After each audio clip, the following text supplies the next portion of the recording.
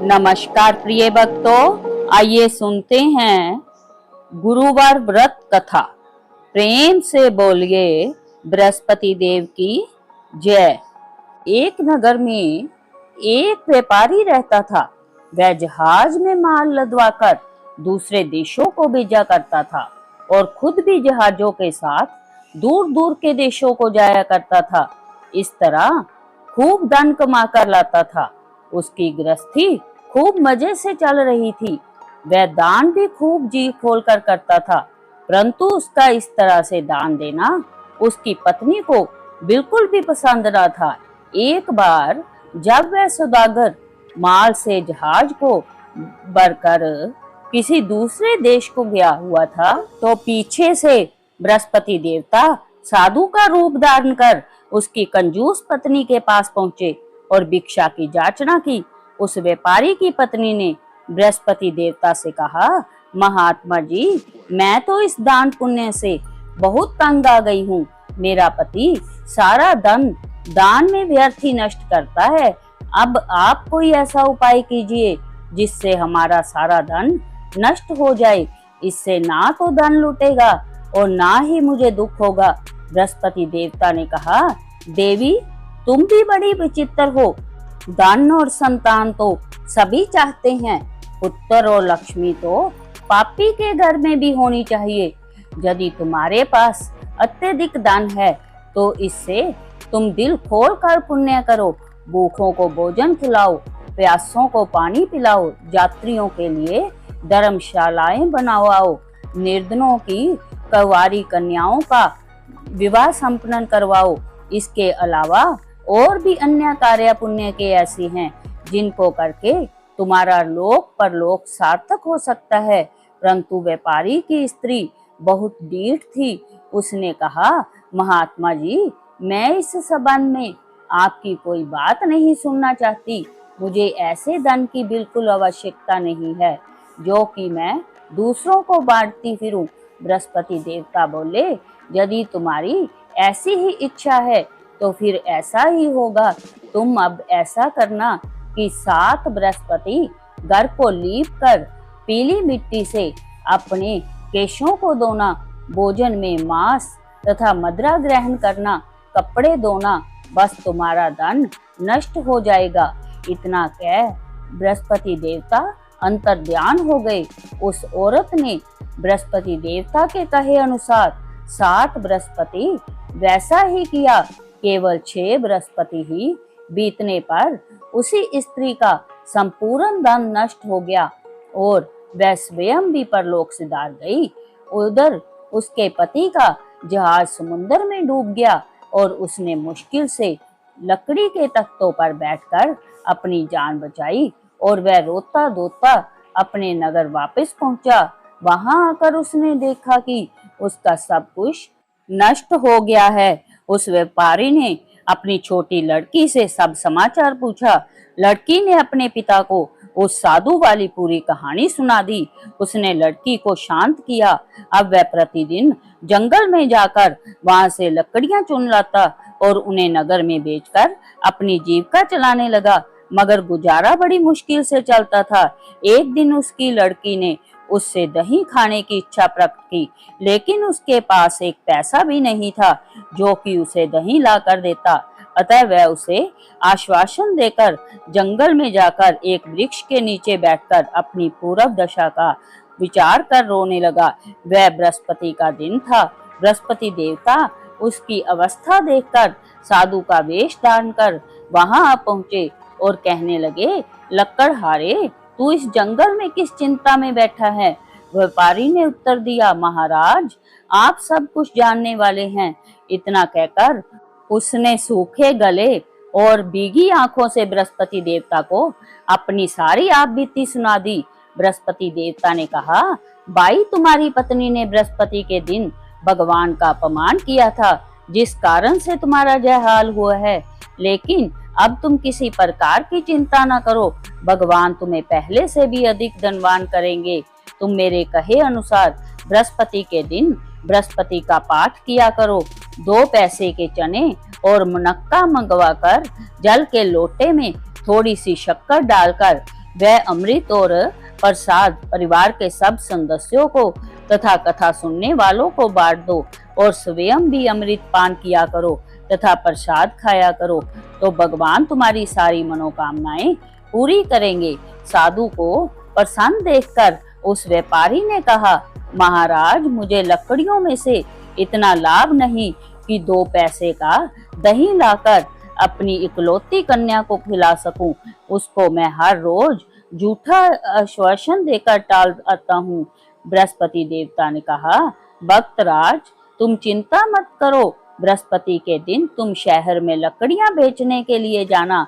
तुमको उस दिन लकड़ियों में 4 पैसा अधिक मिलेगा, जिसमें से तुम 2 पैसे का दही लाकर अपनी कन्या को खिलाना और 2 पैसे का मुनक्का और चना लाकर बृहस्पति देवता की कथा करना। जल में जरा सी शक्कर डालकर अमृत बनाना और कथा का प्रसाद सब में बांटना और खुद भी खाना, तो तुम्हारे सब मनोरथ पूरे हो जाएंगे। इतना कहकर बृहस्पति देवता अंतर्ध्यान हो गए। धीरे धीरे बृहस्पति का दिन भी नजदीक आ पहुंचा। व्यापारी ने जंगल से लकड़ियां इकट्ठी की और शहर में बेचने के लिए लाया।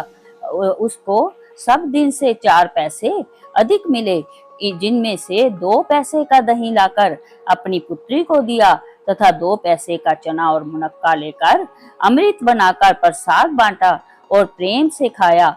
उसी दिन से उसकी सब कठिनाइयां दूर होने लगी। परंतु अगले बृहस्पति को वह बृहस्पति देवता की पूजा करना भूल गया। शुक्रवार को उस नगर के राजा ने आज्ञा दी कि कल मैंने एक बहुत बड़े यज्ञ का आयोजन करवाया है, अतएव कोई भी व्यक्ति अपने घर में अग्नि न जलाए और समस्त जनता मेरे जहां आकर भोजन करे। जो इस आदेश की अवहेलना करेगा उसे सूली पर लटकाया जाएगा।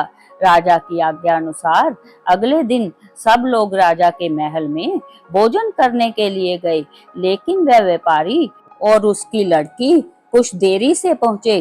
राजा ने उन दोनों को अपने महल के अंदर ले जाकर भोजन करवाया। जब वह पिता पुत्री भोजन करके वापस आ गए तो महारानी की दृष्टि उस खूंटी पर पड़ी जिस पर उसका 9 लखा हार टंगा हुआ था। खूंटी पर जब हार नहीं था, महारानी को विश्वास हो गया कि उसका हार लकड़हारे और उसकी लड़की ही ले गए हैं। परंतु सिपाहियों को बुलाकर दोनों बाप बेटी को कैद करवाकर जेल में डाल दिया गया। कैद खाने में बाप बेटी दोनों अत्यंत दुखी हुए। वहां उन्होंने बृहस्पति देवता का स्मरण किया। बृहस्पति देवता प्रकट हो गए और व्यापारी से कहने लगे, भक्तराज, तुम पिछले सप्ताह बृहस्पति देवता की कथा करना भूल गए थे, इसलिए तुम्हारा जय हाल हो गया है। परंतु तुम किसी प्रकार की चिंता न करो। बृहस्पति के दिन कैद खाने के दरवाजे पर तुम्हें 2 पैसे पड़े दिखाई देंगे।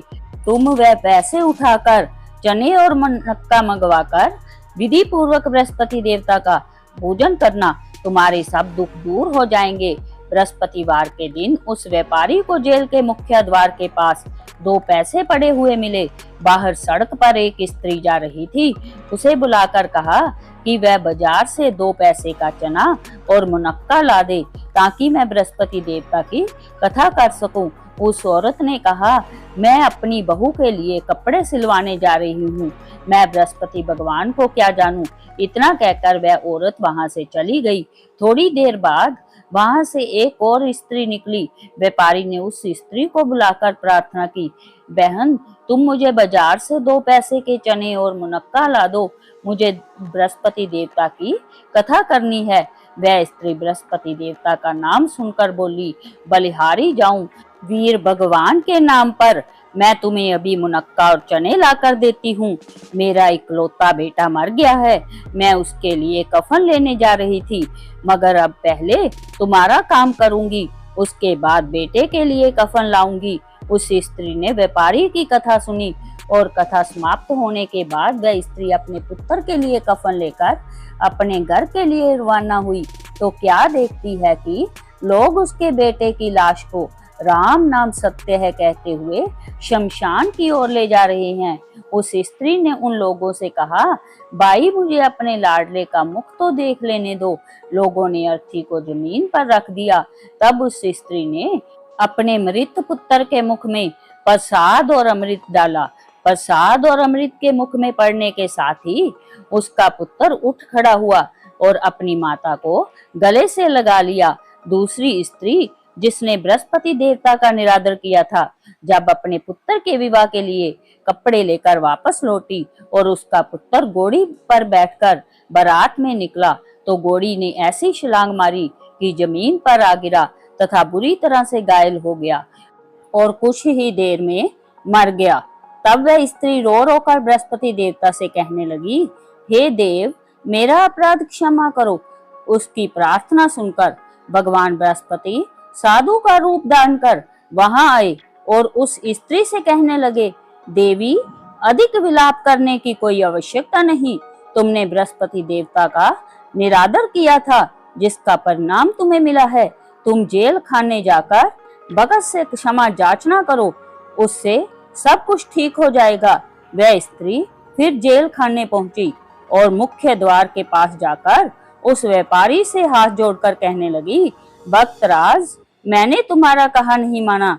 मुनक्का और चने लाकर तुम्हें नहीं दिए, इससे बृहस्पति देवता मुझसे नाराज हो गए, जिसके कारण मेरा इकलौता लड़का घोड़ी से गिरकर मर गया। व्यापारी ने कहा, माता, तू चिंता मत कर, बृहस्पति देवता सब कल्याण करेंगे।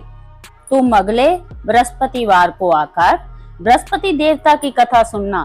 तब तक अपने लड़के को फूल, इत्र, घी आदि सुगंधित पदार्थों में रख दो। उस स्त्री ने ऐसा ही किया। बृहस्पति देव का दिन भी आ गया। वह 2 पैसे के मुनक्का और चने लेकर तथा पवित्र जल का लोटा भरकर जेल के द्वार पर आई और श्रद्धा के साथ बृहस्पति देवता की कथा सुनी। जब कथा समाप्त हुई तो अमृत व प्रसाद लेकर अपने मृत पुत्र के मुख में डाला। अचानक उसकी सांस आने लगी और वह उठ खड़ा हुआ।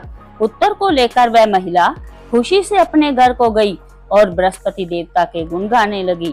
उसी दिन रात्रि में राजा को बृहस्पति देवता ने स्वप्न में दर्शन दिए और कहा, हे राजन, तूने जिस व्यापारी और उसकी पुत्री को जेल में बंद कर रखा है, वे दोनों निर्दोष है।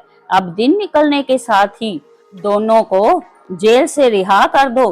तेरी रानी का नौलखा हाथ उस खूंटी पर लटका है। दिन निकला तो रानी ने अपना हाथ खूंटी पर लटका देखा। राजा ने उस व्यापारी को जेल से रिहा कर अपराध के लिए क्षमा मांगी और उसको अपना आधा राज्य देकर तथा उसकी लड़की का उच्च कुल में विवाह कर दहेज में हीरे जवाहरात दिए। बृहस्पति देवता ऐसे ही हैं, जैसी जिसकी मनोकामना होती है वह पूर्ण करते हैं। इस व्रत के करने से व्यक्ति रोग मुक्त, निर्धन धनवान होता है, निपुत्र पुत्रवान होता है, यश व ऐश्वर्य की वृद्धि होती है, जीवन सुखमय होता है। जो कोई श्रद्धा और प्रेम से बृहस्पति देवता की कथा पढ़ेगा, जहाँ दूसरों को पढ़कर सुनाएगा, उसकी सब मनोकामना पूर्ण होगी। बोलो बृहस्पति देव की जय। प्रिय भक्तों, अगर आपको यह वीडियो पसंद आया हो तो वीडियो को लाइक करें, हाइप करें और चैनल को सब्सक्राइब करना ना भूलें, ताकि अगली वीडियो मिस ना हो जाए। मिलते हैं अगली वीडियो में, तब तक के लिए जय श्री कृष्णा।